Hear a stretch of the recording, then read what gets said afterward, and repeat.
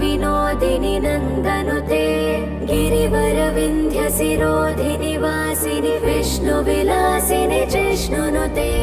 भगवति हेसिति कण्ठकुट